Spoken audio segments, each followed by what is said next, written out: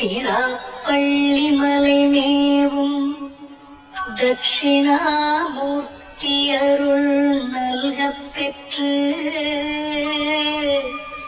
பராபரமும் எந்நாளும் பைங்கிளியும் பல பாவும் பாடி பாடி தராதலமாரிடற்கு எல்லாம் தன்னமிர்தமாய் தந்தருளும் தாயுமான நிராமயனார் அருள் பெரிய கவிதையினால் பொருளதனை நினைந்து வாழ்வார்.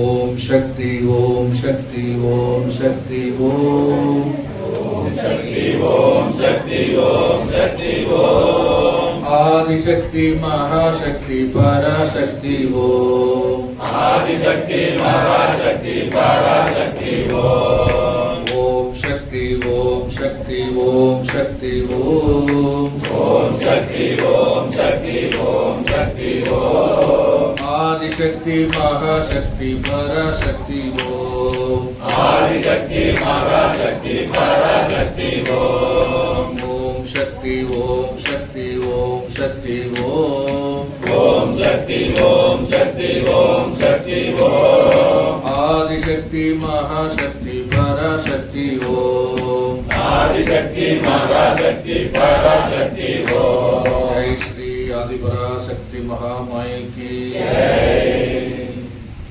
காலையில நம்ம இந்த இறைவன் எங்க இருக்கின்றார், எந்த வடிவத்தில் இருக்கின்றார், எல்லாரும் இந்த பேப்பர் வச்சிருப்பீங்கன்னு நினைக்கிறேன். இந்த பாடலை நான் மறுபடியும் பாடுறேன். எங்கெல்லாம் நாம தேடி அலைகின்றோம், கடைசியில் தாய்மானவர் இந்த பாடல்ல இறைவன் எங்க இருக்கின்றார் அவரே சொல்றார். தொண்டர்களிடத்திலோ நீ வீட்டிருப்பதுன்னு சொல்லி அவரே முடிக்கிறார். அப்படி இறைவன் எப்படி இருக்கின்றார், அன்புக்கு அடிமையாக இருக்கின்றார். பக்தனுக்கு என்ன பண்றாரு, பக்தனுடைய உள்ளத்தில் இருக்கின்றார். பக்தி வலையில் படுவோன் காண்க அன்பனும் பிடியுள் அகப்படும் மலையே சொல்லி இறைவனை சொல்லியிருக்கார். அன்பினால் இறைவனை கட்டிவிடலாம். அதுக்காக இந்த பாடலை கொண்டு வர தாய்மானவர். இந்த பாடலை நான் படிக்கிறேன். அண்ட முடி தன்னிலோ பகிரண்ட மதனிலோ அலரி மண்டல நடுவிலோ அனல் நடுவிலோ அமிர்தமதி நடுவிலோ அன்பரக முருகி மலர்கள் தூவி கண்டமிடவர் மூர்த்தி நிலையிலோ திக்கு திகந்தத்திலோ வெளியிலோ திகழ்விந்த நாத நிலை தன்னிலோ வேதாந்த சித்தாந்த நிலை தன்னிலோ கண்ட பல பொருளிலோ காணாத நிலையன கண்ட சூன்ய மதனிலோ காலம் ஒரு மூன்றிலோ பிறவி நிலை தன்னிலோ கருவி கரணங்களோ இந்த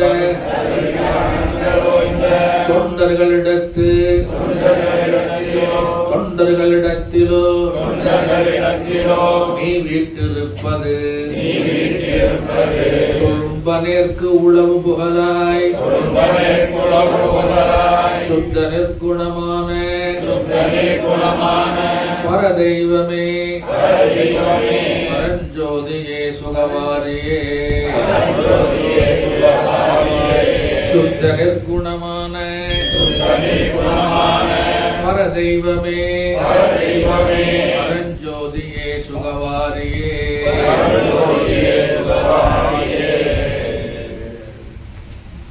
காலையில நம்ம பார்த்தது எது வரைக்கும் பார்த்திருக்கோம் அப்படின்னா வெளியிலோ அப்படின்றது பார்த்தோம்.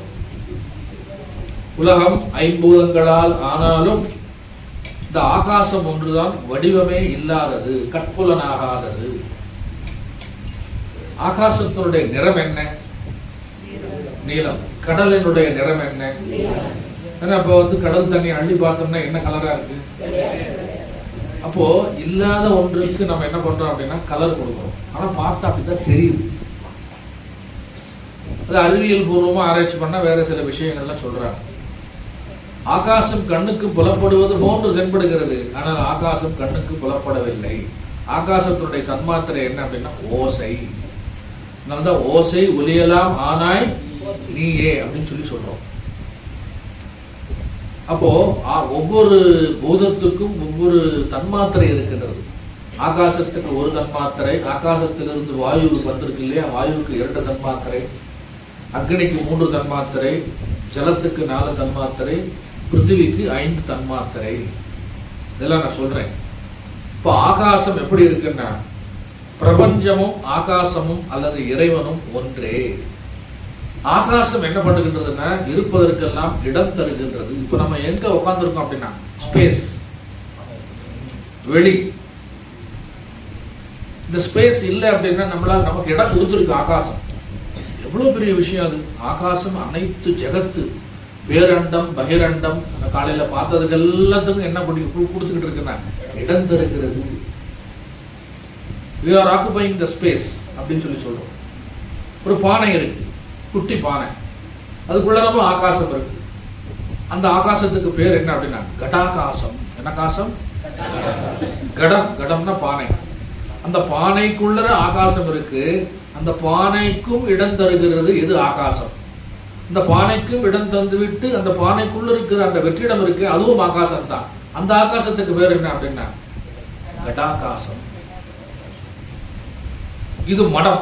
இந்த ஆசிரம் என்னது? மடம், ராமகிருஷ்ண மடம். இந்த மடத்துக்கு முழுவதும் உள்ளுக்குள்ள என்ன இருக்குன்னா ஆகாச தத்துவம் இருக்கின்றது. இந்த மடம் நிறுவப்பட்டதற்கும் இந்த இடம் தோன்றுவதற்கும் இந்த இடத்தை நம்ம கட்டி நிர்மாணம் இதுக்கு எல்லாத்துக்கும் இடம் கொடுத்து கொண்டு இருக்கிறது இது ஆகாசம். இந்த ஆகாசத்துக்கு என்ன பேர் அப்படின்னா மடாகாசம். என்ன காசம்? மடத்துக்குள்ள இருக்கிற காசம் மடாகாசம். சித்தம் இருக்கு, சித்தத்துக்குள்ள ஆகாசம் இருக்கு. ஹிருதயத்துக்குள்ள ஆகாசம் இருக்கு. ஹிருதயத்துக்குள்ள ஒரு வெற்றிடம் இருக்கு, தெரியுமா உங்களுக்கு? லப்டம் லப்டம் லப்டம்னு ஆகாசம் அடிச்சுக்கிட்டு இருக்கு. ஆகாசத்துக்குள்ள ஹிருதயத்துக்குள்ள என்ன இருக்கு? காற்று இருக்கு. பம்பிங் ஸ்டேஷன், ரத்தத்தை சுத்தம் பண்ணிக்கிட்டே இருக்கு.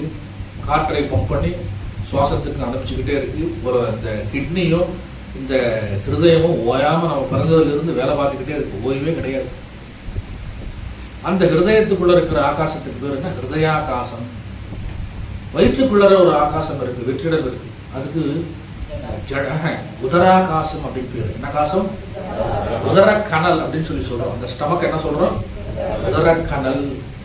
பட்டினத்தார் பாடுறாரு, அன்னை இட்டத்தி அடிவயிற்றிலே அப்படிங்கிறார். அன்னை நம்ம பிறந்த உடனே முதல்ல அழுகை எதுக்காகன்னா சாப்பாட்டுக்காக தான். பசிக்குது. அன்னைக்கு எடுத்த பசி இன்னைக்கு வரைக்கும் என்ன ஆகல, தீர மாதிரி இல்லை, தீர பசி பிடி. அதுக்குதான் அதுக்கு பேர் வச்சாங்க. என்ன பிடி? பசி பிடி. 2 பிடியில நம்ம மாட்டிக்கிட்டு இருக்கோம். ஒன்று பசி பிடி, இன்னொன்று பிறவி பிடி. இந்த பிறவியும் நம்ம எப்போ பிறந்தோம், போன ஜென்மத்தில் என்னவா இருந்தோம், அடுத்த ஜென்மம் நமக்கு இருக்கா இல்லையா, அப்படி பிறந்தா என்னவா பிறப்போம், இதெல்லாம் தெரியுமா? அப்போ நமக்கு எத்தனை பிறவி இதுக்கு முன்னாடி எடுத்திருக்கோம் அதுவும் தெரியாது. நீ இன்னும் எத்தனை பிறவி எடுக்க போறோம் அதுவும் தெரியாது. ஸோ தெரியாத விஷயத்துக்கு என்ன பேர் அப்படின்னா பிடி, பிறவி பிடி. அடுத்தது பிறந்த உடனே இன்னொரு பிடி, பசி பிடி. இந்த பசியை அடக்கிறதுக்கு, பசியை போக்குறதுக்கு ஏதாவது இறைவன் மருந்து கண்டுபிடிச்சிருக்காரு? ஓயாம என்ன பண்ணிக்கிட்டு இருக்கும், வேலை வேலைக்கு சாப்பிட்டுக்கிட்டே இருக்கும். தீராத நோயா இருக்கு. மனிதன் படாத பாடுபடுறது எதுக்காக? ஒரு ஜான். ஆமா, உதர நிமித்தம் பகுகிருத வேஷக. மனிதன் என்ன பண்ணான்? பலவிதமான வேஷம் போடுறான். எதுக்குன்னா சாப்பாட்டுக்காக. உண்ட உணவு, உடுக்க உடை, இருக்க இதுக்காக தான் படாத பாடுபடுறான் மனுஷன். இதுக்கடையில கடவுளை நினைச்சாகணும், மோட்சம் அடையணும். அப்போ ஆகாசத்தோட தன்மாத்திரை, ஆகாசமும் பிரபஞ்சம் இப்போ எந்த விஷயத்துக்காக வந்தா அப்படின்னா ஜடாகாசம், மடாகாசம், கடாகாசம், ஹிருதயாகாசம், சித்தாகாசம் சொல்லிக்கிட்டே வந்தேன். எல்லா ஆகாசத்துக்கும் இடம் தந்து அனைத்தையும் ஆவிர்பவித்துக் கொண்டிருப்பது எது அப்படின்னா மகாகாசம். என்ன காசம்? அதுதான் ஆகாச தத்துவம். இந்த உலகத்துல ராக்கெட் விடுறாங்க, ஏவுகணை போது இந்த பூமியில் இருந்து நிலவுக்கு என்ன போயிருக்கு? இப்போ நிலவுக்கு நிலவோட தென்துருவத்துக்கு நம்ம இந்திய வல்லுநர்கள் என்ன பண்ணிருக்காங்க? சந்திராயன் ராக்கெட்டை விட்டுருக்காங்க. அது எங்க இருக்கு? எவ்வளவு தூரத்துக்கு? எத்தனையோ லட்சம் கிலோமீட்டர் தாண்டி போய்கிட்டு இருக்கு. போய் அங்க போய் இருந்து சக்சஸ்ஃபுல்லா என்ன பண்ணியாச்சு? லேண்ட் பண்ணியாச்சு. ரோவர் அப்படின்றது அங்க போய் லேண்ட் பண்ணி இப்போ வந்து அதை ஆராய்ச்சி பண்ணி கேமரால போட்டோ எடுத்து நிலவின் தென்துருவத்துல என்னென்னலாம் இருக்கு அப்படிங்கிறது நமக்கு டேட்டா அனுப்பிச்சுக்கிட்டே இருக்கு. அங்கேயும் ஆகாசம் இருக்கு. எல்லா 14 லோகங்கள், அண்டம், பேரண்டம், பகிரண்டம் எல்லாத்துக்கும் இடம் தந்து கொண்டிருக்கிறது எது? ஆகாசம். அந்த ஆகாசம் என்னது அப்படின்னா அளவிட முடியாதது, அளவில் அடங்காதது. அதுதான் சொல்றாரு வெளி. இந்த வெளின்ற இடத்துல வெளி அப்படிங்கிற அந்த பொருளுக்கு, இந்த வார்த்தைக்கு என்ன அர்த்தம்னா ஆகாசம். என்னது? ஆகாச தத்துவம். அந்த ஆகாச தத்துவமாகவே அதை பிரதிபலிப்பது என்ன அப்படின்னா, இறைவன் எப்படி இருக்காருன்னா ஒவ்வொரு பூதத்துக்கும் ஒரு லிங்க வடிவமாக காட்சி கொடுத்து கொண்டிருக்கிறார். எங்க கோவில்கள் பஞ்சபூத தத்துவங்கள். நடராஜர் சிவனே என்ன பண்றாரு அப்படின்னா பஞ்சபூத தத்துவமாக விளங்கி கொண்டிருக்கின்றார். ஆகாசத்துக்கு சிதம்பரம், அப்புறம் என்ன காற்றுக்கு எங்க காளஹஸ்தி, ஜலத்துக்கு திருவானைக்கோவில், அப்புறம் அக்னிக்கு திருவண்ணாமலை, பிருத்திவிக்கு காஞ்சிபுரம். அங்கங்க இருக்கின்ற அந்த சிவபெருமானுடைய இந்த சாநித்தியம் எதை விளக்குகிறது அப்படின்னா அந்த தத்துவத்தை விளக்குகிறது. பஞ்சபூத தத்துவம். திருவண்ணாமலை போனீங்கன்னா வாயுலிங்கம், குபேரலிங்கம், அக்னிலிங்கம், பஞ்சபூதத்துக்கு மேலேயே நிறைய லிங்கம் இருக்கு. இதெல்லாம் என்ன அப்படின்னா பார்ப்பதற்கு நமக்கு வெறுமனே ஒரு பிரதிபிம்பமாக, ஒரு லிங்கமாக தென்படாமல் நம்ம எப்படி பார்க்கணும் அப்படின்னா பஞ்சபூதத்தினுடைய பிரதிபிம்பமாக, பிரதிபலிப்பாகத்தான் அந்த அதை வந்து என்ன பண்ணியிருக்காங்க? நிறுவி இருக்கின்றார்கள். அதுல தலையாயது எது? முதல் பூதம் எது? முதலில் தோற்றத்திற்கு வந்தது அப்படின்னா ஆகாசம். அதுதான் சொல்றாரு ஆகாச தத்துவம். இப்போ கடவுள் எப்படி இருக்காரு? ஆகாசமாக இருக்கின்றார். வெளி.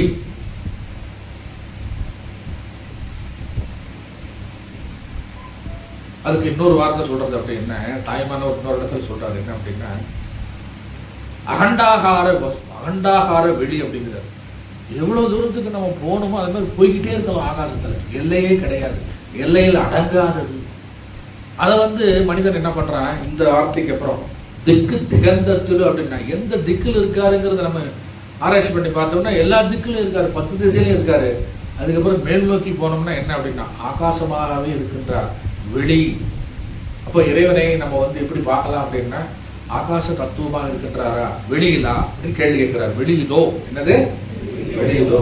அடுத்தது திகழ்விந்து நாதநிலை தன்னிலோ. திகழ் விந்து நாத நிலை தன்னிலோ. இது ஒரு பெரிய தியரி. இப்போ நான் இந்த வார்த்தையை சொல்ல போறேன். வித்து, விந்து அல்லது விதை 3 ஒண்ணுதான். ஒரு பெரிய ஆலமரம் இருக்கு. ஆலமரத்தோட விதை எவ்வளவு சின்னதா இருக்கும்? இருக்கிறதுலே மரங்களிலே விதை ரொம்ப சின்ன விதையா இருக்கக்கூடியது. மரம் பெருசா இருக்கும், ஆனா விதை. இப்போ இந்த ஆலமரத்து விதை இவ்வளவுதான் இருக்குன்னு நான் சொல்றேன். நான் உங்களுக்கு எல்லாம் காட்டுறேன். இதை பாருங்க, ஆலமரம் தெரியுதா அப்படின்னு காட்டுறேன். எங்க தெரியுது? விதை தான் இருக்கு. ஆனா கண்டிப்பா நீங்க நம்புறீங்க இந்த விதைக்குள்ள என்ன இருக்கு? ஆலமரம் இருக்கு. இப்போ விதைக்குள் என்ன இருக்கு அப்படின்னா அந்த விருட்சத்தினுடைய, அந்த மரத்தினுடைய தன்மைகள் எல்லாம் இருக்கின்றது. மாமரத்து கொட்டை எடுத்துக்கிட்டோம்னா அதுக்குள்ள என்ன இருக்கு? அவருடைய அம்சங்கள்லாம் இருக்கு. மாமரத்துடைய அம்சம் எல்லாம் இருக்கு. ஆனா வெளியில தெரியாது, ஆனா அதுக்குள்ள இருக்கு. நம்பிதான் ஆகணும். அது மாதிரி மரம் வந்து விரிந்த நிலை, விதை என்னது அப்படின்னா ஒடுங்கிய நிலை. மரம் என்னது? மரம் விரிந்த நிலை, விதை ஒடுங்கிய நிலை. அப்போ ஆகாசம் இப்ப என்னவா இருக்கு அப்படின்னா நமக்கு விரிந்த நிலையில் இருக்கு. ஆகாசம் ஒடுங்கி விட்டால் என்ன நிலை அப்படின்னா ஓங்காரம். ஆகாசத்துடைய தன்மாத்திரை என்னன்னு சொன்னேன்? சப்தம். என்னது? சப்த ஸ்பர்ச ரூப ரச கந்தம். இதுதான் டெக்னிக்.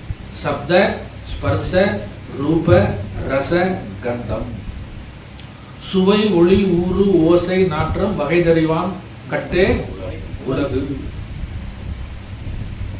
ஆகாசத்தினுடைய தன்மாத்திரை ஓசை, ஆகாசத்திலிருந்து வாயு வந்து வெளியில வந்திருக்கு, வாயுவோட தன்மாத்திரை ஓசை பிளஸ் என்னது அப்படின்னா ஸ்பர்சம். காற்று மேல பட்டா சூடு காற்றப்பட்டா சூடா இருக்கு, குளிர்ந்த காற்றுப்பட்டா குளிர்ந்த காற்று தெரியுது, காற்று வந்து புயல் அடிச்சா காற்று அடிக்கிறது தெரியுது, புகை வந்தாலும் காற்று அடிக்கிறது தெரியுது. அதுக்கு 2 தன்மாத்திரை. அப்புறம் காற்றிலிருந்து என்ன வருது? அக்னி வருது. அக்னிக்கு 3 தன்மாத்திரை. என்ன அப்படின்னா ஸ்பர்ச, சப்த, ஸ்பர்ச, ரூபம். கண்ணுக்கு தெரியுது என்னது? அக்னி. நெருப்பு எரிஞ்சா கண்ணுக்கு தெரியுதா இல்லையா? தெரியுது. ரூபம். அப்புறம் சப்த, ஸ்பர்ச, ரூப, ரசம். தண்ணிக்குள்ள என்ன இருக்கு அப்படின்னா சப்தம் இருக்கு, ஸ்பர்சம் இருக்கு, ரூபம் இருக்கு, ரசம் இருக்கு. ரசம்னா மிளகு ரசமான்னு கேட்கக்கூடாது. டேஸ்ட். நம்ம என்ன சமைச்சாலும் அதுல என்ன சேர்க்கிறோம்? தண்ணி சேர்க்கிறோம். தண்ணியில என்ன டேஸ்ட் கிடையாது. இப்போ தண்ணியில என்ன இருக்கு? ஏற்கனவே டேஸ்ட் என்ன இருக்கு? இருக்கின்றது. அப்புறம் பிருத்திவிக்கு சப்த, ஸ்பர்ச, ரூப, ரச, கந்தம். பூமிக்கு என்ன இருக்குன்னா வாசனை இருக்கு. பூமியில என்ன இருக்கு? வாசனை திரவியங்கள்லாம் வந்து பூமியில தான் என்ன விளையுது. மல்லிகை போட்டா மல்லிகை வாசனை வருது. என்ன? அப்புறம் வேப்ப மரம் போட்டா வேப்ப மரத்துக்கு வாசனை வருது. நல்லதும் இருக்கு, கெட்டதும் இருக்கு. ஆனா அது மண்ணோட அம்சம் கிடையாது, மண்ணோட தவறு கிடையாது. நம்ம வந்து என்ன கொடுக்குறோமோ அது வருது, கொடுக்குது. நெல்லிக்காய் விதைச்சா நெல்லிக்காய் என்ன பண்றது? கசப்பு, இனிப்பு, தோப்பு எல்லாம் வருது இல்லை? அப்போ இந்த தன்மாத்திரைகள் எல்லாம் வந்து என்ன சொல்லப்படுகிறது? திகழ்விந்து நாத நிலை தன்னிலோ சொல்லும் பொழுது ஆகாசத்தினுடைய தன்மாத்திரை முதல்ல ஓசை அப்படின்னு சொல்லி வருது. இந்த ஓசை என்ன அப்படின்னா உலகம் ஓசை வடிவமாக இருக்கின்றது. என்ன வடிவமாக இருக்கின்றது? இப்போ இந்த உலகம் எங்கிருந்து வந்திருக்கு அப்படின்னா ஆகாசத்திலிருந்து வந்திருக்கின்றது அப்படிங்கிறது வெளியிலோ அப்படிங்கிற விஷயத்துல மூலமா தெரிஞ்சுக்கிறோம். திகழ்விந்து நாத நிலை தன்னிலோ அப்படின்னா நாதத்திலிருந்து தான் இந்த உலகம் தோன்றியது. சவுண்ட். இதெல்லாம் நம்ப முடியுமா? நம்மளால நம்பித்தான் ஆகணும். சயின்டிபிக்கலா நம்பி ஆகணும், ஸ்பிரிச்சுவலி நம்பி ஆகணும், பேசிக்கலி நம்பி ஆகணும். ஸ்கிரிப்சர்ஸ் சாஸ்திரங்கள்லாம் சொல்லுது, அப்படி பார்த்தாலும் நம்பித்தான் ஆகணும். இருக்கிறது தான் சொல்றாங்க. அப்போ இறைவன் எப்படி இருக்காருன்னா நாத பிரம்மமாக இருக்கின்றார். அதனாலதான் பாடுறாங்க நாத விந்து கலாதி நமோ நம வேத மந்திர ஸ்வரூபா நமோ நம. இறைவன் எப்படி இருக்காருன்னா வேத மந்திர ஸ்வரூபம். அதுவும் இதுல வரப்போகுது, அடுத்தது அதுதான் வரப்போகுது. வேத மந்திர ஸ்வரூபமாக இருப்பவர் இறைவன். நாத விந்து கலா அதீதமாக இருப்பவரும் யாருன்னா இறைவன். இந்த கனெக்டிவிட்டியை நம்ம கரெக்டாக பார்க்கணும். எந்த பாடலில் எங்கே சொல்லியிருக்கு அப்படிங்கிறத நம்ம இந்த நேரத்தில் வந்து என்ன பண்ணணும்? கனெக்ட் பண்ணி பார்க்கணும். அப்போ நாதபிந்து கலாதி ஓங்காரம் சொல்லி காலையில் தியானத்தில் நம்ம சொன்னோம். காதை நல்லா ஃபுல்லாக அடைச்சிருங்க, ஃபுல்லாக அடைச்சிருங்க. இங்கே வேண்டாம், ரூமுக்குள்ளே போயிட்டு உங்களுக்கு என்ன சப்தம் கேட்குதுன்னு பாருங்க. திருச்செந்தூர் கோவிலுக்கு போனீங்கன்னா கடலில் வந்து உள்ள வந்து பார்த்தீங்கன்னா கடல் மார்க்கமாக இந்த பக்கம் செவர் இருக்கும். இந்த கல் செவரில் ஒரு சதுரமாக ஒரு துவாரம் இருக்கும். அது வழியாக காதை வச்சு கேட்டீங்கன்னா என்ன கேட்கும்? ஓங்கார சப்தம் கேட்கும். இயற்கையிலேயே இந்த பிரபஞ்சத்தில் ஓங்கார சப்தம் என்ன பண்ணிக்கிட்டு இருக்கு? நிலவிக்கொண்டே இருக்கிறது. அதனால்தான் வந்து நடராஜா மூர்த்தி உடுக்கையினுடைய சப்தம் பார்த்தீங்களா, அந்த உடுக்கை சப்தத்திலிருந்து தான் என்னது ஓங்காரம் தோன்றியதாகவும் அந்த சமஸ்கிருத இலக்கணம் சமஸ்கிருத மொழி தோன்றியதாகவும் அந்த ஓங்கார சப்தத்திலிருந்து தான் என்ன அப்படின்னா உலகம் தோன்றியதாகவும் என்ன பண்றது? சாஸ்திரம் சொல்லுகின்றது, உபனிஷத்தாக சொல்லுகிறது. வேதத்தினுடைய முதல் எழுத்தை என்னது அப்படின்னா ஓம் தான். பகவத்கீதையில பகவான் சொல்லுகின்றார், நான் எழுத்துக்களில் ஓரெழுத்தாக இருக்கின்ற அகரமாகவும் பிளஸ் என்ன அப்படின்னா மந்திரங்களில் ஓங்காரமாகவும் இருக்கின்றேன். இறைவனே சொல்றார் பகவத்கீதையில. நைட்டு சத்சங்கத்துல அதுதான் பார்க்க போறேன். இறைவன் எப்படியெல்லாம் இருக்கின்றார் அப்படிங்கிறதுக்கு சாம்பிள் சொல்லிக்கிட்டு இருக்காரு. எதுல? பகவத்கீதையில 10வது அத்தியாயம் விபூதி யோகத்திலையும் விஸ்வரூப தர்சன யோகத்திலையும் 2 அத்தியாயத்திலையும் சொல்றாரு. நான் என்னவெல்லாமாம் இருக்கின்றேன், உலகத்துல எதெல்லாம் பிரசித்தி பெற்று இருக்கின்றதோ, இதெல்லாம் முக்கியமானதாக இருக்கின்றதோ அதெல்லாம் நானே அப்படிங்கிறார். யாரு? பகவான் கிருஷ்ணர். அப்ப இதுல வந்து பீஜ மந்திரம், பீஜாட்ச மந்திரம் சொல்லி சொல்றோம் இல்லையா, ஓம். எல்லா மந்திரத்திற்கும் முதல்ல நம்ம சொல்ல வேண்டியது என்ன அப்படின்னா ஓம் தான் சொல்லணும். ஓம் நம சிவாய, ஓம் ஐம் மகா கணபதயே நமக, ஓம் கம் கணபதயே நமக, ஓம் சரவண பவாய நமக, ஓம் நமோ நாராயணாய, ஓம் ஐம் மகாசக்தியே நமக, ஓம் சூரிய நாராயணாய. எல்லாத்துக்கும் முதல்ல என்ன வருது? காயத்ரிக்கே எடுத்தோடனே என்ன வருது? ஓம் பூர்வஸ்வஹ அப்படின்னு ஆரம்பிக்குது. எந்த மந்திரமும் ஈவன் அர்ச்சனை சொல்லணும்னாலுமே நம்ம எங்க சொல்றோம்? மத்தியானம் காலையில சொல்றோம். முதல்ல என்ன சொல்றோம்? அகர உகர மகாரம், படைத்தல் காத்தல் அழித்தல், அது எல்லாமே என்ன அப்படின்னா இந்த ஓங்காரத்தில் அடங்கி இருக்கின்றது. அந்த ஓங்கார ஸ்வரூபமாகத்தான் இருக்கின்றார் இறைவன். உலகம் அதிலிருந்துதான் உலகமே என்னது அப்படின்னா தோற்றத்திற்கு வந்திருக்கிறது. என்ன சுவாமிஜி, சவுண்ட்ல இருந்து எங்கனாலும் உலகம் வருமா? இப்போ சயின்டிபிக்கலி நாசால என்ன பண்ணியிருக்காங்கன்னா, சூரிய மண்டலம் அதுக்கு வெகு தூரம், வெகு கோடி கிலோமீட்டருக்கு அப்பால் இருந்து சூரிய மண்டலம், சூரியனுடைய சவுண்டை வந்து ரெக்கார்ட் பண்ணியிருக்காங்க. நீங்க யூடியூப்ல போய் நைட்டு சும்மா இருக்கும்போது உட்காந்து த சவுண்ட் ஆஃப் சன் அப்படின்னு சொல்லி யூடியூப்ல சர்ச் பண்ணி பாருங்க, ஒரு வீடியோ வரும். அந்த வீடியோவை ரெக்கார்ட் பண்ணி நீங்க கேட்டு பாருங்க, ஓம் சவுண்ட் தான் வரும். அது ஹை டெசிபல்ல என்ன பண்றான், அவன் ரெக்கார்ட் பண்றான் நாசா பண்ணி. அதை என்ன பண்றான், நமக்கு உண்டான டெசிபல்ல வந்து ரெடியூஸ் பண்ணி கேட்டா என்ன வருது அப்படின்னா, ஓ இந்த சவுண்டு தான் வருதான். எந்த மண்டலம் நான் சொல்றேன்?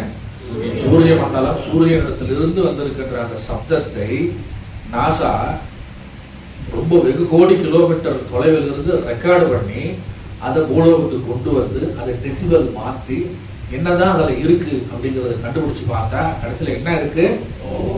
கடைசியில் அங்க இருக்கிற வல்லுநர்கள்லாம் இந்தியாவில் இருக்கிற ஸ்கிரிப்சர்ஸை பார்த்துட்டு வேத்யம் பவித்ர ஓங்காரஹ ரிக்ஷாமயசுரேவக பகவத்கீதையில் சொல்லிட்டாளா. அப்போ வேதத்தில் சொல்லப்பட்ட கருத்துக்கள்லாம் அறிவியல் பூர்வமா ஆராய்ச்சி பண்ண என்னவா இருக்குன்னா கரெக்டா இருக்கு. இப்போ சயின்ஸ் பெரிதா, ஸ்பிரிச்சுவல் பெரிசா? ஸ்பிரிச்சுவலை நம்புறதா, சயின்ஸை நம்புறதா? Which is based on which? ஸ்பிரிச்சுவலை பேஸ் பண்ணி சயின்ஸ் இருக்கா அப்படின்னா அப்படிதான்.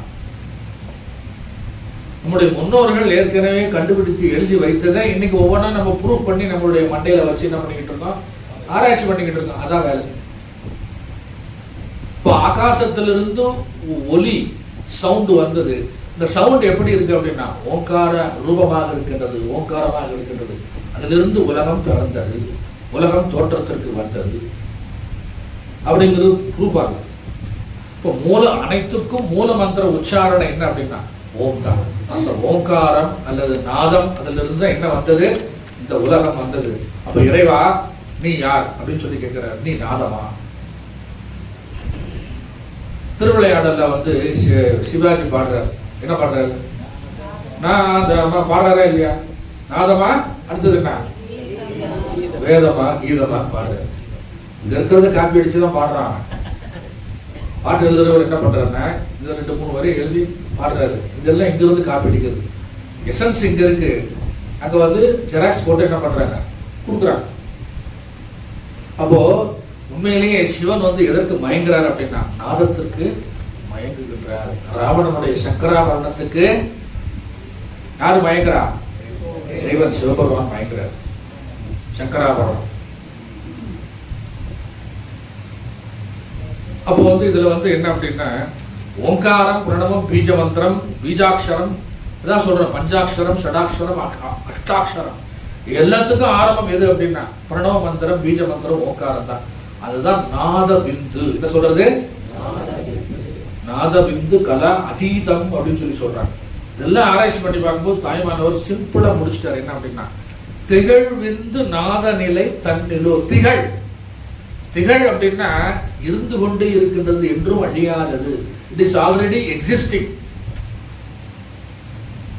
நாட் இன்வென்ஷனல், கண்டுபிடிக்கப்பட்டதல்ல, ஏற்கனவே இருக்கு. இப்ப சார் ஐசக் நியூட்டன் வந்து புவியீர்ப்பு விசையை கண்டுபிடிச்சாரா இல்ல ஏற்கனவே இருந்ததா?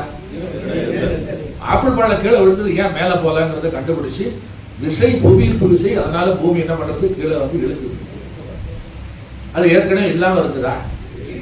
இதை டிஸ்கவரி பண்ணாரு, கண்டுபிடிச்சு மக்களுக்கு சொன்னார். அப்படி ஓங்கார தத்துவம் ஏற்கனவே இருக்கு, நாத பிரம்மம் ஏற்கனவே இருக்கு, நாத விந்து இருக்கு. அந்த ஓங்கார சப்தத்திலிருந்து தான் உலகம் தோன்றியதுங்கிறது இருக்கு, சாஸ்திரமும் சொல்லுகின்றது. இப்ப நாம கண்டுபிடிச்சு ஆமா அப்படின்னு சொல்லி தலையாட்டிக்கிட்டோம், அதான் விஷயம்.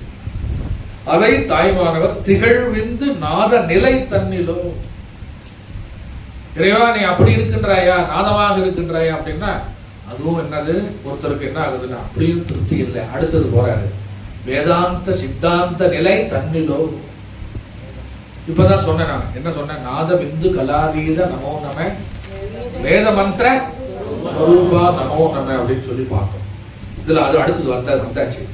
வேதம் 3 பகுதியாக இருக்கின்றது. முதல் பகுதி கர்மகாண்டம், இடைப்பட்ட பகுதி உபாசனா காண்டம், கடைசி பகுதி ஞான காண்டம்.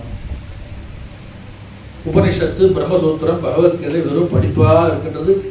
இறைவனுடைய உண்மையான ஸ்வரூபம் என்ன, நிலை என்ன, எப்படி இருக்கின்றார் இறைவன், அதை சொல்லக்கூடிய அந்த பகுதி தான் என்ன அப்படின்னா இந்த வேதாந்தம் என்கின்ற வேதத்திற்கு அந்தம். வேதத்தினுடைய கடைசி பகுதி என்னது, வேதாந்தம் சொல்றாரு இந்த இடத்துல.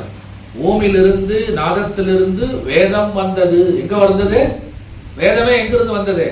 அதுல இருந்து தான் வந்தது. வேத்தியம் அப்படின்னா மறைபொருள், அறிய முடியாதது. அது எங்கிருந்து வந்ததுன்னா வேதம். வேத்தியம், வேதமே எப்படி இருக்குன்னா சப்தஸ்வரூபம். வேத மந்திரம் அனைத்தும் எப்படி இருக்கு அப்படின்னா சப்தஸ்வரூபமாக இருக்கின்றது. எல்லாரும் மந்திரம் வேதத்தை ஓதுறாங்க அப்படின்னா வெறுமனே நம்ம வேதத்தை பார்க்க முடியுமா அப்படின்னா காதால கேட்கத்தான் சப்தஸ்வரூபமாக இருக்கின்றது. அதை அறிந்தவர்கள் யாருன்னா வேதவித். வேதத்தை அறிந்தவர்கள் யாரு? வேதவித்து. அப்போ பரம்பொருள் தத்துவம் இறைவன் எப்படி இருக்கின்றார் அப்படிங்கிறது இப்ப நாம படிச்சுக்கிட்டு இருக்கோம் இல்லையா?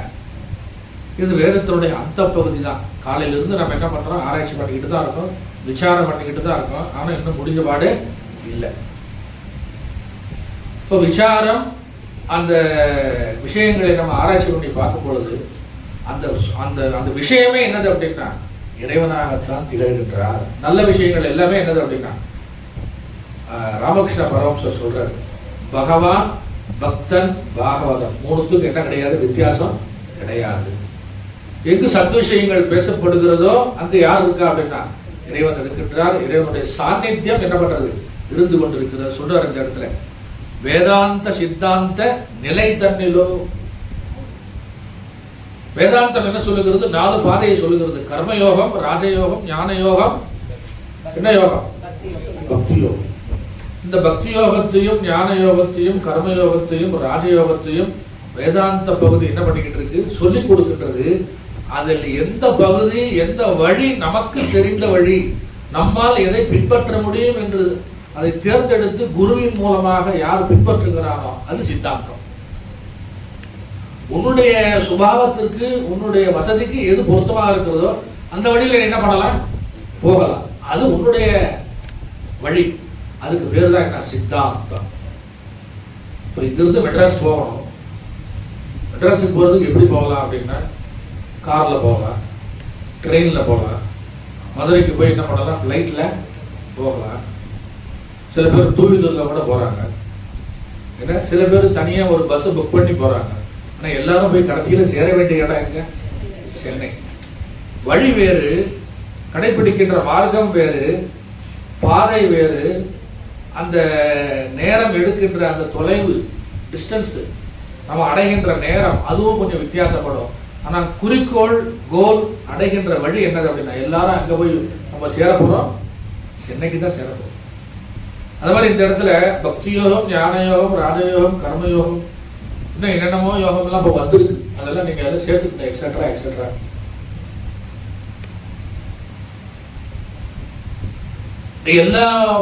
எல்லா பாதைகளும் எல்லா வழிகளும் எங்கே போய் சேர்க்கின்றதுனா இறைவனிடத்துல தான் போய் என்ன பண்றது, சேர்க்கின்றது. அதற்கு ஆதாரமாக இருக்கக்கூடியது என்ன அப்படின்னா வேதம். அந்த வேதத்தில் எந்த பகுதியில சொல்லப்பட்டிருக்குன்னா கடைசி பகுதியில், வேதத்திற்கு அந்தம், the last part of Vedic text அப்படின்னு சொல்லி சொல்லுவாங்க. அதில் தான் இடம்பெற்றிருக்கின்றது. இறைவா அது நீயா? ஒருவேளை அந்த வேதத்தின் பகுதியாக நீ இருக்கின்றாயா, அல்லது அந்த வேதத்தின் பகுதியை பின்பற்றுகின்ற பக்தர்கள் இருக்கின்றார்களே அந்த பாதையாக நீ இருக்கின்றாயா இல்லையா? அதை கேட்கிறார். வேதாந்த சித்தாந்த நிலை தன்னிலோ. இப்போ வைஷ்ணவ சம்பிரதாயம் இருக்கு, என்ன சைவத்தினுடைய சம்பிரதாயம் இருக்கு, சாக்த சம்பிரதாயம் இருக்கு, எத்தனையோ வழிமுறைகள் தான் இருக்கு. Group of people. சைவர்கள் என்ன பண்ணிருப்பாங்க, சிவனை வணங்குறாங்க இல்லையா? வைஷ்ணவர்கள் என்ன பண்றாங்க, விஷ்ணுவை வணங்குறாங்க, நாமம் போடுறாங்க. இப்படி பல வகையான உருவகங்கள் வழிபாடுகள் இருந்தாலும் கடைசியில் எல்லாரும் போய் சேரக்கூடிய இடம் என்னது அப்படின்னா ஒன்றுதான். இன்னும் வைகுண்டம் சொல்லி சொல்லுவோம், இன்னொன்னு கைலாயம் சொல்லி சொல்லுவோம். ஆனால் இறைவனுடைய திருவடியை என்ன பண்றாரு, அடைந்தார். நீங்க இந்த நிலையில்லாத உலகத்தில் நிலையானது எதுன்னு சொல்லி சொல்லும் பொழுது இறைவன் எங்க இருக்கார் அப்படின்னு சொல்லி ஆராய்ச்சி பண்ணி பார்த்தோம்னா வேதாந்த சித்தாந்த நிலை தன்னிலோ. இப்போ உலகத்துல பொருள்களை எல்லாம் நம்ம என்ன பண்ணிடணும், ஒதுக்கிக்கிட்டே இருக்கணும். வேண்டாம் வேண்டாம் வேண்டாம், தள்ளிக்கிட்டே இருக்கணும். நம்ம சேர்த்துக்கிட்டே இருக்கிறதுல ஒரு பிரயோஜனம் இல்லை. சேர்க்க சேர்க்க நமக்கு என்ன ஆகுதுன்னா பந்தம் தான் வருகிறது. விட்டாச்சு, போட்டோம், ஒவ்வொன்றா விட்டுக்கிட்டே இருந்தோம்னா ஈஸியா போயிடலாம் உலகத்தை விட்டு. இல்லைன்னா எல்லாமே பிடிச்சிக்கிட்டு இழுத்துக்கிட்டு இருக்கிறான். யாதனேன் யாதனேன் நீங்கியாம் அதனேன் நோதல் நோதல் அதனேன் அதனேன் இல்லை. எதெல்லாம் நீங்க விட்டீங்களோ அதான் உங்களை ஒண்ணும் பண்ணாது. விடலைன்னா உங்களை பிடிச்சிக்கிட்டு அது என்ன பண்ணும், ஆட்டி படைக்கும். அது இல்லாம உங்களால உயிர் என்ன பண்ண முடியாது, போக முடியாது. அப்போ இறைவன் எங்குதான் இருக்காருன்னு ஆராய்ச்சி பண்ணி பார்த்தோம்னா வேதாந்த சித்தாந்த அந்த வழிமுறைகளிலும் இறைவனை நம்ம பின்பற்றி போகின்றோமே அதில் திகழ்கின்றாரா இறைவன், அதில் இருக்காரா? வேதாந்த சித்தாந்த நிலை தன்னிலோ. எதுக்காக இது சொல்றேன் அப்படின்னா சம்பிரதாயம் ஒண்ணு இருக்கு. இந்த சம்பிரதாயத்தில் இருந்து அந்த சமயத்தை பின்பற்றி இறைவனை அடைந்தவர்கள் நம்முடைய முன்னோர்கள் நிறைய பேர் இருக்காங்க. நாயன்மார்கள் எத்தனை பேரு, 63, 12 ஆழ்வார்கள், எத்தனையோ மகான்கள் இந்த உலகத்தில் தோன்றி இருக்கின்றார்கள், நமக்கெல்லாம் வழிகாட்டி இருக்கின்றார்கள். அவர்கள் போன அந்த வாழ்ந்து காட்டிய நெறி என்ன அப்படின்னா வேதாந்தம் ஒன்று, மற்றொன்று சித்தாந்தம். சைவ சித்தாந்தம் சொல்லி சொல்றோம். என்ன சித்தாந்தம்? அது ஒரு மார்க்கம், அது ஒரு பாதை. அதில் அதன் ரூபமாக நீ இருக்கின்றாயா கேட்கிறார். வேதாந்த சித்தாந்த நிலை தன்னிலோ. வேதத்திலிருந்து அந்த பகுதி வேதாந்தம். அந்த சிவனுடைய அந்த சைவ பாதை, விஷ்ணுவனுடைய வைஷ்ணவ அந்த சம்பிரதாயம் அப்படிங்கிறது என்ன அப்படின்னா சித்தாந்தம். வைஷ்ணவ சித்தாந்தம், சைவ சித்தாந்தம். எல்லா விஷயங்களும் இந்த சமூகத்தில் இருந்திருக்கு. அதை பின்பற்றி நம்முடைய முன்னோர்கள் வாழ்ந்திருக்கின்றார்கள், முக்தி அடைந்திருக்கின்றார்கள், நமக்கும் வழிகாட்டி இருக்கின்றார்கள். அதை சொல்லுகின்றார் தாய்மானவர். வேதாந்த சித்தாந்த நிலை தன்னிலோ நீ இருப்பது எதில் இருக்கின்றாய்? அப்புறம் சொல்றார் கண்டபல பொருளிலோ. என்னது கண்டபல பொருளிலோ? பொருள் என்ன இருக்குங்க உலகத்துல, என்ன பொருள் இருக்கு அப்படின்னா எல்லா பொருள்களையும் ஆராய்ச்சி பண்ணி பார்த்தாச்சு. எல்லாத்திலுமே என்ன இருக்குன்னா பஞ்சபூத தத்துவம் இருக்கின்றது. 5 பூதங்களுள் ஆகாசம் செயலற்று இருந்து கொண்டு மற்ற 4 பூதங்களையும் என்ன பண்ணிக்கிட்டு இருக்கா, இயக்கிக்கிட்டு இருக்கான். ஆகாசம் எப்படி இருக்குன்னா செயலற்று இருக்கு. ஆகாசம் அசைதா, இருந்தபடி இருக்கு. காற்று அசையுது, நீர் அசையுது, அக்னியை என்ன ஆகுது, கொழுந்து விட்டு எரிந்து அசைகின்றது. பிருத்திவி பூகம்பத்தினால் அசைகின்றது. அனைத்தும் அசைகிறது. ஆகாசம் என்ன பண்ணிக்கிட்டு இருக்கு, அசையாமல் இருக்கின்றது. இப்ப பூதங்களின் விகாரமே என்னதுன்னா உலகம். என்னது பூதங்களின் விகாரம் அப்படின்னா மாற்றம். இப்ப நம்ம பஞ்சபூதங்களுடைய விகாரம் தான். சின்ன குழந்தையா இருந்தோம், இப்ப நம்ம பெரிய வயசாகி நல்ல குண்டாயிட்டோம். அது என்னதுன்னா விகாரம். அதே பஞ்சபூத தத்துவம் தான் இருக்கு. ஒரு வீட்டுல 10 போட்டோ இருந்தது, ஒரு பெரியவரோட போட்டோ. பேரை பார்த்து கேட்டான், தாத்தா இது யாரு அப்படின்னா 10 வயசு, நான் தான். 20ல அதுவும் நான் தான். 30ல அதுவும் நான் தான். 40, 50, 60, 70, 80 8 போட்டோவில் இருக்கிறது யாரு? அதே தாத்தா தான். ஆனா உருவம் மாறி இருக்கு. ஆளு ஒரே ஆள் தான், பேசுறது ஒரே ஆள் தான். அந்த உருவங்கள் எல்லாம் என்னதுன்னா விகாரம், உருமாற்றம். அதே ராமசாமி தான். அது 8 போட்டோவும் யாருன்னா ராமசாமி. 10 வருஷத்துக்கு ஒரு போட்டோ வச்சிருக்காரு. உருமாற்றம் அடைந்து 25 வருஷம் கழிச்சு நம்ம ஃப்ரெண்டை பார்க்குறோம். நம்ம ஆள் நல்லா பலமான ஆள், அழகா இருந்தான். பள்ளிக்கூடத்தில் படிக்கும்போது நம்மளா விட நம்ம பேட்ச். இப்போ என்ன ஆச்சு, வழுக்க, பல்லு இல்லை, என்ன ஆள் ரொம்ப ஒடுங்கி போயிட்டு ஏதோ ஒரு உருவத்தை, இந்த உருவத்தை எங்கேயோ பார்த்துருக்கவே அப்படின்னு சொல்லி நம்ம பார்த்து, ஏங்க நீ உங்களை எங்கேயோ பார்த்த மாதிரி இருக்கு, நீங்க யாரு? ஆனா நீ என்னப்பா நீ மறந்துட்டியா? நான் தான். நீயா? அது அடையாளமே தெரியலையப்பா. ரொம்ப பல்கியா நல்லா ஸ்ட்ராங்கா இருந்த, இப்ப பார்த்தா ஒன்றும் உடம்பு சரியா இருந்த, என்னமோ தெரியல இப்படி ஆயிட்டேன். விகாரம். என்ன நடந்திருக்கு? விகாரம். நல்லா இருந்தாலும் இப்ப என்ன ஆயிட்டாரு? ஒடுங்கி போயிட்டாரு. விகாரம் அடைந்து. விகாரம்னா அசிங்கம் இல்ல, உருமாற்றம். உருமாற்றம் எல்லாமே என்ன அப்படின்னா பஞ்சபூத உருமாற்றம் தான், வேற ஒண்ணும் கிடையாது. வெளியில பார்த்தா தோல், தசை, நரம்பு, எலும்பு, நரைமுடி இதெல்லாம் வந்து வெளியில இருக்கிறது. ஆனா உண்மையிலேயே மாற்றம் எங்க நடக்குதுன்னா பஞ்சபூத தத்துவத்துல தான் மாற்றம் நடக்குது. என்ன? இந்த பஞ்சபூத மாற்றம் தான் நம்முடைய உடலே என்ன பண்ணிருக்கு? மாற்றி அமைக்கின்றது. எப்படி சாமி இதை புரிஞ்சுக்கிறது? கண்ட பல பொருளிலோ அப்படின்னா எப்படி புரிஞ்சுக்கிறது? ஈஸியா சொல்லுங்க. அப்படின்னா ஒரு ஸ்வீட் ஸ்டாலுக்கு போறோம், கிருஷ்ணா ஸ்வீட்ஸ். சொல்றது சொல்லி வைப்போம். நல்லா என்ன ஸ்வீட்ஸ்? எல்லாமே ஸ்வீட்டா இருக்கும். எல்லாமே எடுங்க. ஜிலேபி, ஜாங்கிரி, மைசூர் பாக், குலோப்ஜாம், என்னென்ன ஸ்வீட் இருக்கோ எல்லாத்தையும் எடுங்க. ஒன்னே ஒன்று சொல்றேன், அதை மட்டும் செய்யுங்க. அதில் இருக்கிற இனிப்பை மட்டும் எல்லாத்தையும் எடுத்துங்க. கற்பனை பண்ணி அதில் இருக்கிற இனிப்பை மட்டும் என்ன இருக்காதுங்க? ஒன்றும் சக்கை ஒன்றுமே இருக்காது. ஒன்றுத்துல கோதுமை இருக்கும், ஒன்று மைதா இருக்கும், ஒன்று கடலை மாவு இருக்கும், ஒன்று எள்ளு, எல்லாத்தையும் இருக்கட்டும். அதில் இருக்கிற சக்கரை சத்தை மட்டும் இனிப்பை மட்டும் கம்ப்ளீட்டாக எடுத்த மாதிரி கற்பனை பண்ணுங்க. அது கடையில் என்ன இருக்கும்? இதான் நீங்க வாங்குவீங்க. கிருஷ்ணா மட்டும்தான் பேர் வைக்கலாம். ஸ்வீட்ஸ் என்ன பண்ணிருமா? அதுபோல கண்ட பல பொருளிலோ அப்படிங்கிறது உலக பொருள் அனைத்திலிருந்து பஞ்சபூதத்தை எடுத்துருங்க. என்ன இருக்கும்? ஜடம் தான் இருக்கும். என்ன இருக்கும்? ஜட உலகம். இப்ப நம்ம எல்லாருமே பஞ்சபூதங்களான விஷயங்களாகத்தான் இருக்கின்றோம். ஈவன் இந்த மண்ணு, கல்லு, மரம், இந்த எலக்ட்ரானிக் ஐட்டம்ஸ் எல்லாம் பஞ்சபூதத்துக்கு அந்நியமா கிடையாது. பூமியில் இருக்கின்ற பொருளில் இருந்தால், உலோகத்தில் இருந்தால் இவை அனைத்தும் என்ன பண்ணப்பட்டிருக்கு? தயார்படுத்தப்பட்டிருக்கிறது. இல்லை மனிதனுடைய முயற்சி விதவிதமா தயார் பண்ணாலுமே எல்லாமே வந்து என்ன அப்படின்னா பஞ்சபூதங்களுக்கு அந்நியமாக இருக்கவே முடியாது, வாழ முடியாது. அப்படி எல்லா பூத தத்துவங்களிலும் எல்லா பொருள்களிலும் இறைவன் இருப்பதால் கண்டவல பொருளிலோ எந்த பொருள் நீ இருக்க சொல்லு அப்படிங்கிறது. அதனால்தான் வந்து பஞ்சபூத தத்துவங்களுக்கு ஏற்கனவே பஞ்சலிங்கங்கள் சொன்ன இந்த சிதம்பரம், திருவானைக்காவல் அது சொன்னதே எதுக்காக அப்படின்னா பஞ்சபூத தத்துவமாகவே நான் உலகத்தில் வியாபித்துக் கொண்டிருக்கின்றேன் அப்படின்னு சொல்லி இறைவனே என்ன பண்றார்? நமக்கு சொல்லுகின்றார்.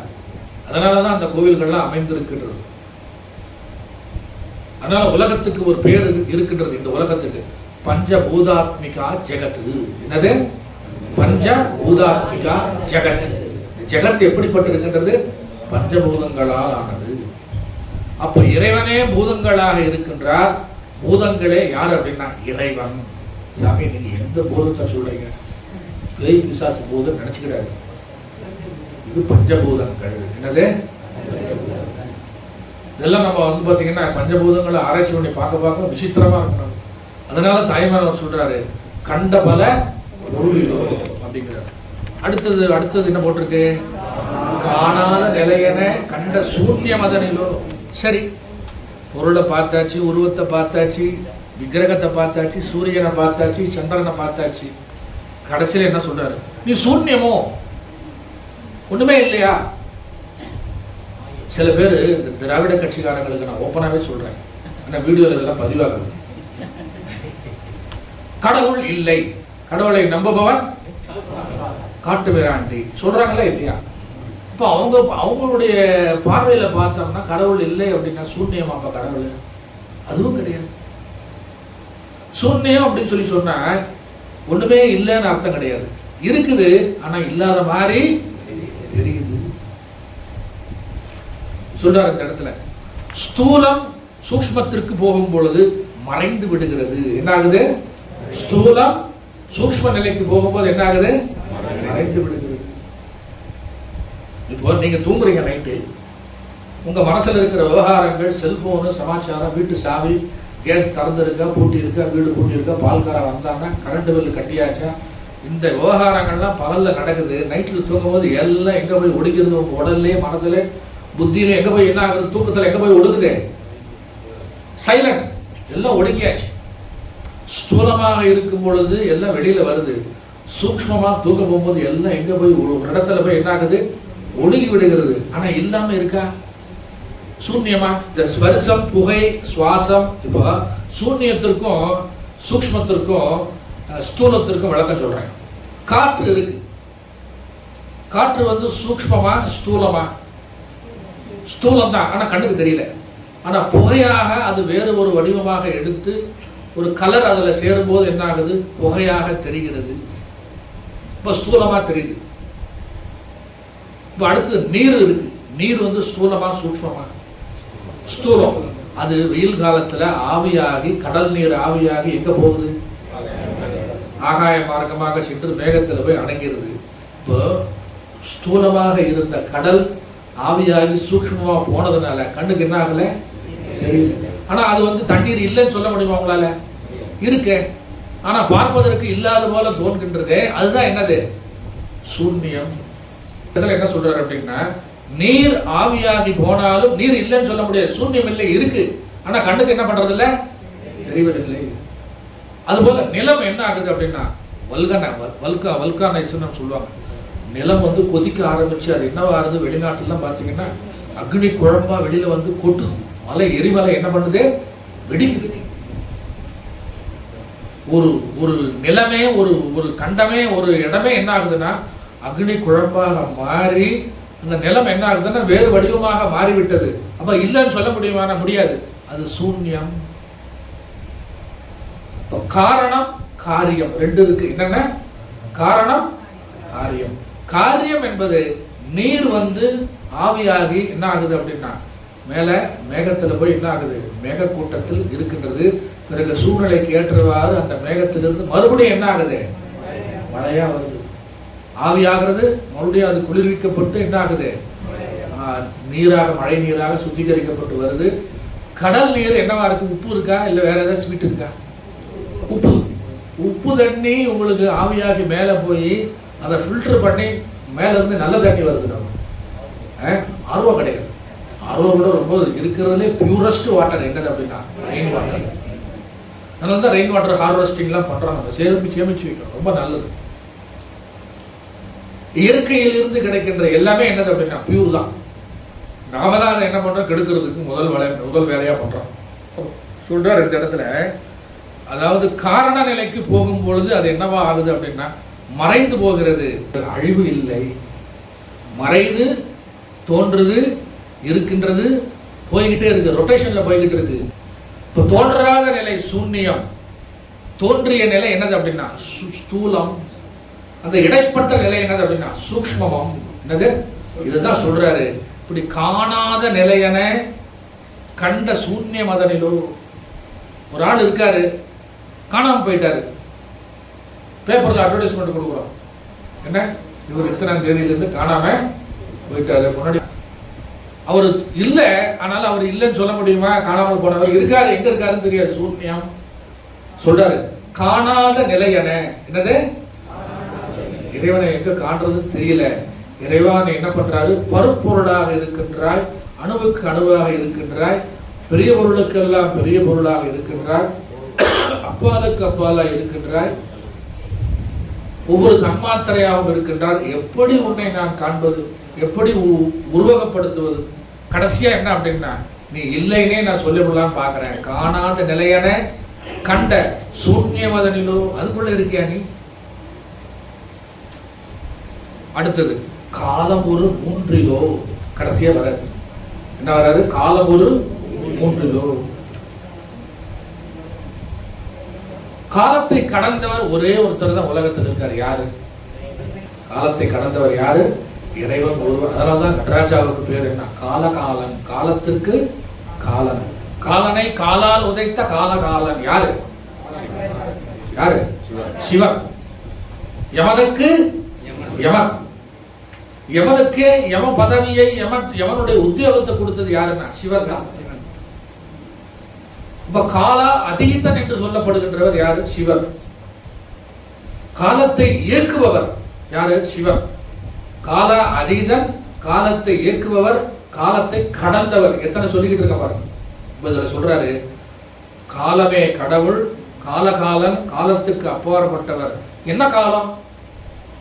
காலம் சொல்லிக்கிட்டு இருக்க என்ன காலம்னா எதிர்காலம், நிகழ்ந்த காலம், நிகழ்கின்ற காலம், கடந்த காலம். இன்னைக்கு என்ன குற்றமா?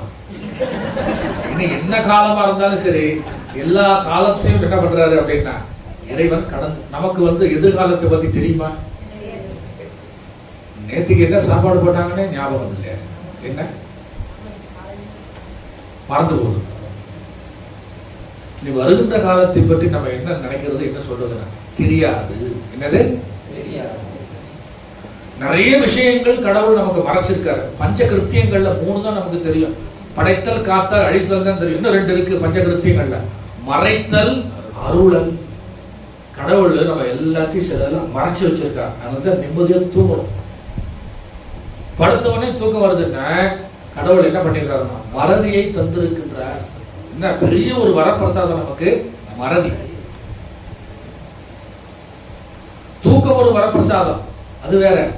மறதி வந்தாதானே தூக்க முடியும். எதையாவது நினைச்சுக்கிட்டு இருந்தா தூக்கம் வருமா? வராது, போச்சு, பிபி ஏறிடும். இப்ப சொல்றாரு காலம் ஒரு பெரிய மருந்து. யாருக்கு? நமக்கெல்லாம். காலம்தான் நமக்கு என்னது? பெரிய மருந்து. காலத்தால் முடியாதது எதுவுமே கிடையாது. அதனாலதான் மகாபாரதத்துல பாத்தீங்கன்னா முன்னாடி டிவியில போடுவாங்க மகாபாரதம். நான் காலம் பேசுகிறேன், காலச்சக்கரம் பேசுகிறேன். காலம் என்ன பண்ணிக்கிட்டு இருக்கோம்? சொல்றதுக்கிட்டே வரும். இந்த காலச்சக்கரத்தை இயக்குபவர் யாரு அப்படின்னா இறைவன். அதனால்தான் சிவபெருமானுக்கு ஒரு அர்ச்சனையே இருக்கு. ஓம் கால காலாய நமக, ஓம் காலாந்த ஹஸ்தாய நமக.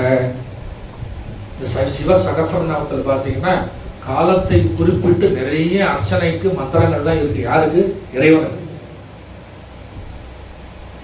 காலமாகவும் இருக்கின்றார், காலத்தை கடந்தும் இருக்கின்றார். காலத்தை என்ன பண்றாருன்னா வெடுத்து விழுங்குகின்றார். யாருன்னா இறைவன். காலத்தை என்ன பண்றாரு? விழுங்குகின்றார். அப்படிலாம் சாஸ்திரத்துல சொல்லி சொல்றாரு. இந்த இடத்துல எவ்ரி செகண்ட்ஸ் காலம் அப்படின்னு சொல்லி சொன்னா ஒரு செகண்டுக்கு இன்னொரு செகண்டுக்கு இடைப்பட்டதுதான் என்னது? காலம்.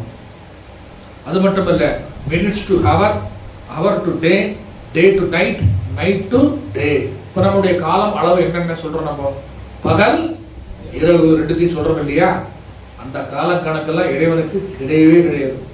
அனைத்துக்கும் அப்பாற்பட்டவர். நம்மளுடைய 80 வயது ஆயுள் இறைவனுக்கு ஒரு செகண்ட், மில்லி செகண்ட். கரண்ட் இல்லையா?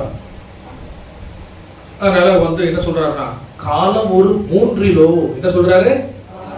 இந்த 3ங்கிறது என்ன அப்படின்னா நிகழ்காலம், எதிர்காலம், இறந்த காலம். இந்த 3 காலத்துக்கு நம்ம கட்டுப்பட்டு இருக்கின்றோம்.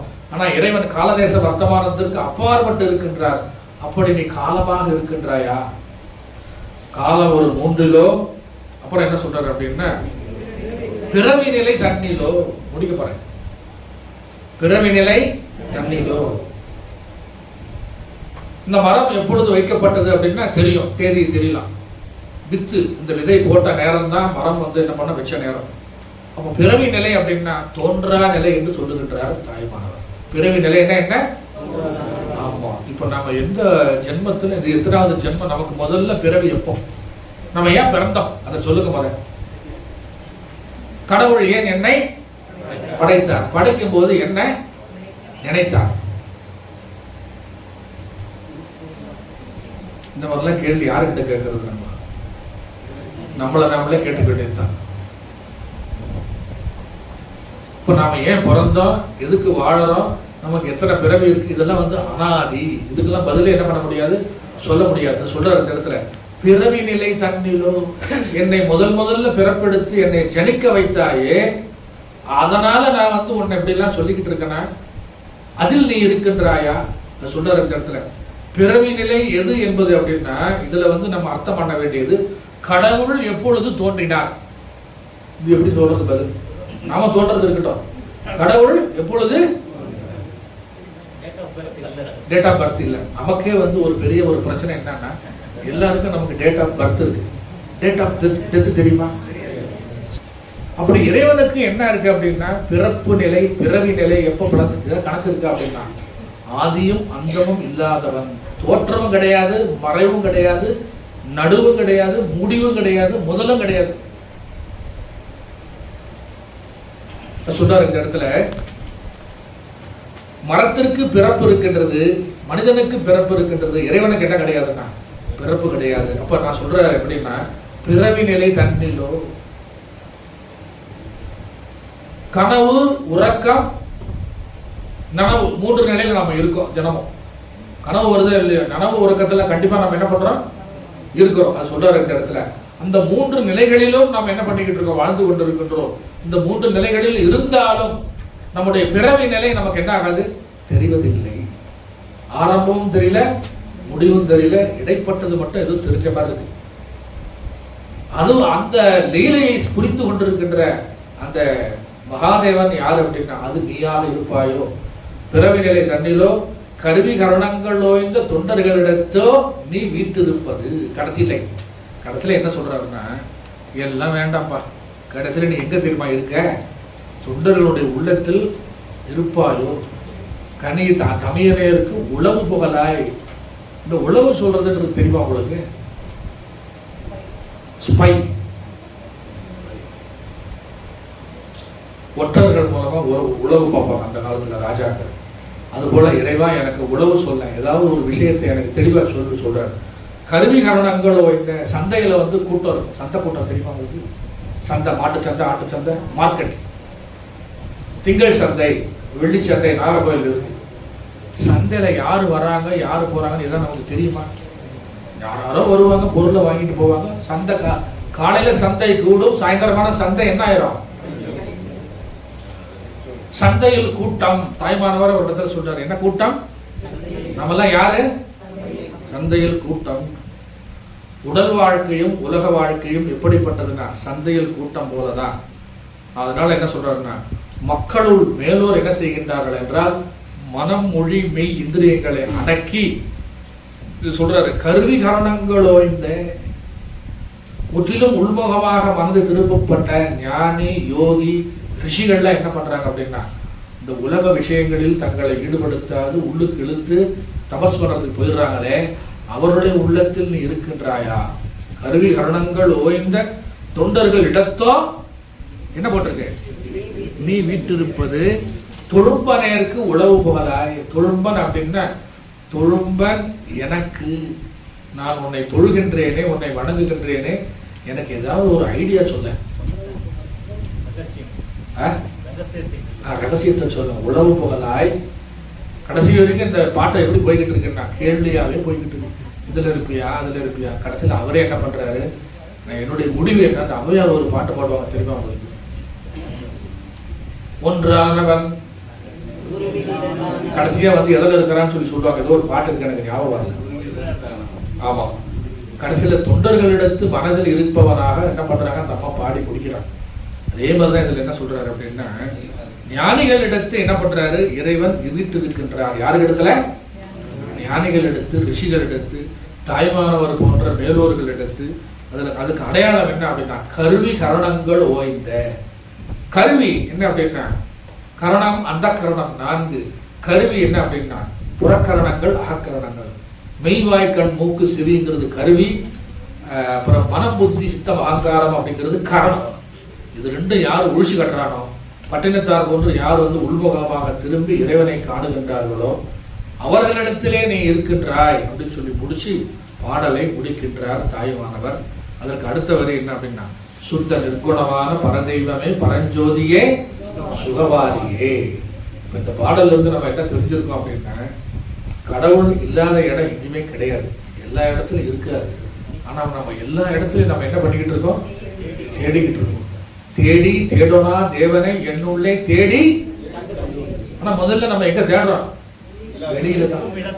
நாம இருக்கும் இடத்தை விட்டு இல்லாத இடம் தேடி எங்கெங்கோ அலைகின்றார் ஞான. எங்கெங்கயோ போய் தேடுறோம், கடைசியா வந்து என்ன பண்றோம் அப்படின்னா, ஓ இது இங்கதான் இருக்கா. பரமஹம்சர் ஒரு கதை சொல்றாரு. ஒரு பாட்டி வீட்டுல ஒரு ஊசியை தொலைச்சு போச்சு. என்ன பண்றது, ஊசியை தொலைச்சிருச்சு. வீட்டுல இரவு வெளிச்சம் இல்லை, விளக்கு வெளிச்சம் இல்லை. வெளியில வந்து கவர்மெண்ட் போட்டிருக்கிற ராந்தல் விளக்கு இருக்குல்ல, அதில் போய் தேடிக்கிட்டு இருந்தது. வழிபோக்குறவர்கள் வந்து கேட்டாங்க, பாட்டி என்ன தேடுறீங்க அப்படின்னு. ஊசியை வந்து காணாமல் அடிச்சிட்டேன், நான் தேடிக்கிட்டு இருக்கேன். அவங்க 4 பேரும் சேர்ந்து தேடுறாங்க. 1 மணி நேரம் கிடைக்கல. கடைசியில் ஒருத்தன் கேட்டான், ஊசி எங்கே போட்டீங்க? வீட்டுக்குள்ளே போட்டேன். வீட்டுக்குள்ளே போட்டேன்னா வெளியே தேடுறாங்க. வெளியே தானே வெளிச்சம் இருக்கு. வெளியே என்ன இருக்கு? வெளிச்சம் இருக்கு. அங்கே தானே தேட முடியும். அவன் தலையை தானே அடிச்சுக்கிட்டான். அந்த மாதிரி நம்ம என்ன பண்ணிக்கிட்டு இருக்கோம்? உலகம் பெரியது, உலகத்துல வந்து இப்ப வெளிச்சமா இருக்கு, கடவுள் எங்க இருக்காரு அங்க இருக்காரு தேடுறோம். உள்ளுக்குள்ளார நம்ம இதய கோகைக்குள்ளார வெளிச்சம் இல்லாத இருந்த அறைக்குள்ளார நம்ம என்ன பண்றது இல்ல, அதுக்குள்ள திரும்பி ரிட்டர்ன் பாக்குறது இல்ல, ரிவர்ஸ் பாக்குறது இல்ல, யூட்டர்ன் அடிக்கணும்ல, அடிக்கிறது இல்லை. அதனால்தான் திருமூலர் பாண்டார், உள்ளம் பெருங்கோயில் மூணுடம்பே ஆலயம், வள்ளல் பிரானுக்கு வாய் கோபுர வாசல், தெள்ள தெளிந்தார்க்கு ஜீவனே சிவலிங்கம், கள்ள புலனைந்தும் காளா மணிவிளக்கு. உடம்பினை முன்னம் இழுக்கென்றிருந்தேன், உடம்பினை ஒரு பொருள் ஒன்று கண்டேன், உடம்பினை உள்ளே உத்தமன் கோயில் கண்டான் என்று உடம்பினை யானிருந்து ஓப்புகின்றேனே. திருமூலர் பாடல். கோயிலே எப்படிப்பட்ட அமைப்புன்னா, நம்ம உடல்ல எப்படி அமைப்பு இருக்கோ அதுதான் கோயில். ஆனா நம்ம இது தெரியாம கோயில்ல போய் நம்ம என்ன பண்ணிக்கிட்டு இருக்கோம்? இறைவா எனக்கு இதை கொடு அதை கொடு பலம் வந்துகிட்டு இருக்கோம். உபச்சாரத்திற்கு கோயிலுக்கு போக வேண்டியதுதான், எல்லாம் செய்யணும். கடைசியில வந்து நீங்க முடிச்சு சொல்றதுதான் போற முடியலாம். அப்ப கடைசியில வந்து என்ன, எங்க நீங்க வந்து பின்னாடி எங்க வந்தாங்கன்னு திரும்பி வேற எங்கேயும் இல்ல, உங்க மனசுக்குள்ளதான் இருக்குல்ல. விவகாரம் ஃபுல்லா எங்க இருக்கு? நம்ம கிட்ட இருக்கு. தப்பு ஃபுல்லா நம்ம கிட்ட வச்சுட்டு வெளியில விவகாரம் பண்ணிக்கிட்டு இருந்தா நமக்கு என்ன ஆகுதுன்னா ரிசல்ட் கிடைக்காது, ஃபெயில் தான் வரும், நமக்கு பாஸ் மார்க்கு கிடைக்காது. அதுதான் தாய்மானவர் சொல்றாரு, எங்க நீ பேரண்டம் பகிரண்டம் அண்ட பகிரண்டம் அகிலாண்ட கோடி பிரம்மாண்டம் நீ எங்க வேணா போய் தேடு, கடைசியில லேண்டிங் பாயிண்ட் எங்க? மனசுதான். அதான் தெலுங்குல சொல்லுவாங்க லோப்புல ஒன்னது, தெலுங்குல சொல்லுவாங்க லோப்புல உன்னது உன்னாரு. எங்கடா இருக்காங்க? இக்கட உன்னாரு. ஒரிஜினல் ராஜபாளையம் தெலுங்கு. கரெக்டா வந்துருச்சு, எந்திரிக்க சொல்லுது. ரைட்டு, இப்ப முடிச்சிருவோம். சுத்த நிர்குணமான பரதெய்வமே பரஞ்சோதியே சுகவாரியே. இறைவன் கடைசியா என்ன சொல்றாருன்னா சுத்த நிர்குணமான குணமற்றவன். நமக்கு 3 குணம் இருக்கு. என்ன குணம் இருக்கு? ரஜோகுணம், தமோகுணம், சத்துவகுணம். 3த்துலயும் நம்ம உழந்துகிட்டு இருக்கோமே. இறைவன் என்ன எப்படி இருக்காருன்னா குணத்துக்கு அப்பால் இருக்கின்றார். சுத்த நிர்குணமான பரதெய்வமே பரஞ்சோதியே சுகவாரியே. சுகவாரின்னா என்ன அர்த்தம்னா சுகக்கடல். என்ன கடல்? ஆனந்த கடல். இப்ப நாம எல்லாரும் எந்த கடல்ல இருக்கோம்? எங்க இருக்கும்? ஒரே புழுக்கமா இருக்கு. வெளியில போனா இப்ப என்ன கிடைக்கும்? நமக்கு ஆனந்தம் கிடைக்கும். எப்படி கிடைக்கும்? டிஃபன்னால கிடைக்கும். ஆனந்த கடல். காத்து வருது, வாக்கிங் போகலாம், டிஃபனை சாப்பிடலாம். ஆனந்தம் என்ன வந்திருக்கு அப்படின்னா அப்படியே குதித்து எழுந்து நம்ம எல்லாம் என்ன பண்ண போறோம்? போறோம். இப்போ சுகவாரி உண்மையிலே எங்க இருக்கு? எங்க இருக்கு? ஆனா 4:30 மணிக்கு மேல இருக்காது. அங்கதான் போயாரு. இப்போ சுகம் சுகம் என்று கான் அப்படின்னு சொல்லி தாய்மானவர் பாடுறாரு. உண்மையிலேயே சுகம் எங்க இருக்கு அப்படின்னா வெளியே இல்லை, மனசுக்குள்ளதான் இருக்கு. அதைத்தான் தாய்மானவர் சொல்றாரு. சுகம், சுகவாரி, ஆனந்தம், இறைவன் எல்லாமே எங்க இருக்குன்னா நம்மிடத்திலே இருக்கின்றது. அதை உணர்த்துவதுதான். அதுக்காக தான் கேள்வி கேட்கிறார். எண்ணிலோ அங்க இருக்கோ அங்க இருக்கோ எல்லாம் சொல்லி கடைசியில் அவரே என்ன பண்றாரு? ஒரு ஆர்வம் கொடுக்கிறார். தொண்டர்களிடத்தோ நீ வீட்டிருப்பது உளவு புகழாய். நான் எனக்கு சந்தேகம் இருக்கு, ஆனா நீ வந்து கொஞ்சம் அந்த ரகசியத்தை உடைச்சி எனக்கு சொல்லுவாயா அப்படின்னு சொல்லி முடிக்கிறார். முடிச்சிருவோம். நம பார்வதி பதகே. தாய்மானவர் திருவடிகள் போற்றி போற்றி.